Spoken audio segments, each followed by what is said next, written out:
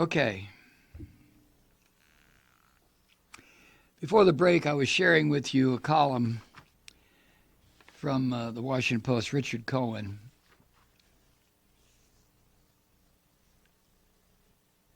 about how, with the House now in the hands of Democrats, the worst with Trump, with this psycho fucker, the worst is yet to come. It's going to get so bad. It just is. Cohen writes, now let me pick up where I was. He says, how will Trump react if cornered? Now, by cornered, what Cohen means, if Trump has to deal with the righteousness of the law, he figures he's cornered because he's a fucking gangster. How will Trump react if cornered? Certainly not in a mature statesman-like fashion. More likely, he will be on a permanent rolling boil. He will obsess about impeachment and about being defeated for a second term. He would then go down as a one-term president, becoming the one thing he cannot abide, a loser. He will do anything to avoid that. As we have learned since Trump's election, a president has vast powers, but they are not monarchical. The courts have constrained Trump. So has what he thinks of the so-called deep state in matters of war. And I'm sorry. So has what he thinks of as the deep state. They've constrained him.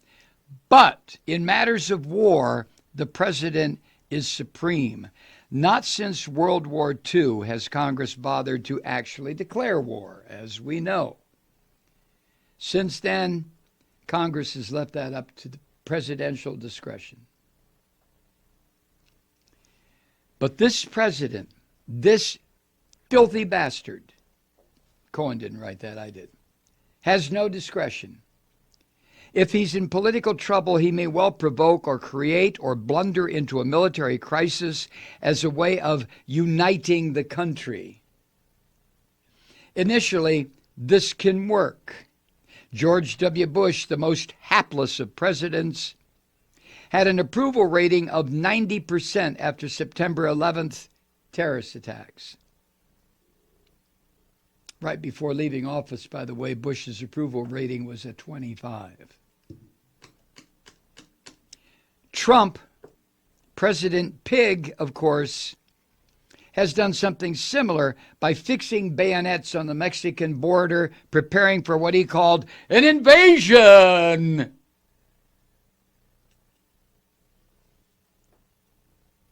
And conflating shoeless migrants with ruthless Central American gangs. Soon, Cohen writes, the president will rid himself of obstinate aides who might thwart him. Gary Cohn and H.R. McMaster are already gone. Yes men are on the way. Yes, Jim Mattis remains at the Pentagon. He's a stabilizing influence, but he's not beloved by Trump. And he is not at all liked by National Security Advisor John Bolton and Bolton's deputy. Mattis has told friends he has no intention of leaving, but ultimately he will. And then Trump, like the brat running Saudi Arabia, will be free to do as he pleases. An American Nero is on the throne. He would set fire to his Rome before relinquishing power. The Republican Party is inhabited by the spirit of know-nothingism.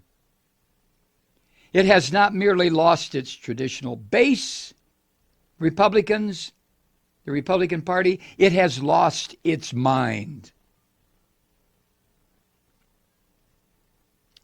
A dangerous period is approaching, and only a new leader can save us. He or she is already here. Look in the mirror. and vote. He wrote this on Monday. So we voted. And what did Trump get? He got a spanking. And how did he react? He fired the Attorney General of the United States so he can claw his way closer to stopping Mueller and his investigation, which, listen, President Fuckwad, that's not going to happen. Look, I've heard people who are a lot smarter than I am today point out the fact that Mueller is no idiot. He knew this day is approaching. He knew the day is approaching when President Pig will try to get rid of him. He knows that. And he also knows that there are already grand jury indictments sealed all over the fucking place. Those can't be stopped. And Mueller does not brook an asshole like Trump. Mueller does not allow him any more rope than necessary for Trump to fucking hang himself.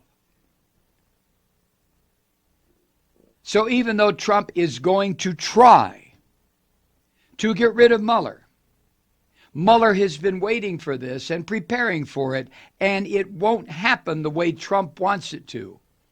And as a result, Trump and his fucking Nazis are going to go crazy. And that's when you and I better be ready to respond. And you take that any way you want. But Trump is breaking this country into pieces. He is destroying everything that we've tried to put together for 240 fucking years. Why are we letting him?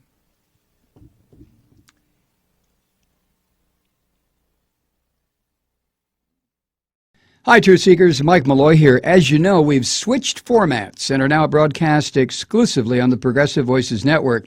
So that means you get fewer program interruptions, no corporate commercials, and lots of profanity. But our format change also means some of our radio listeners no longer hear the program. It's been a while since I mentioned our podcasts, so you may have forgotten that there is a way to listen to this program anytime you need a good dose of screaming.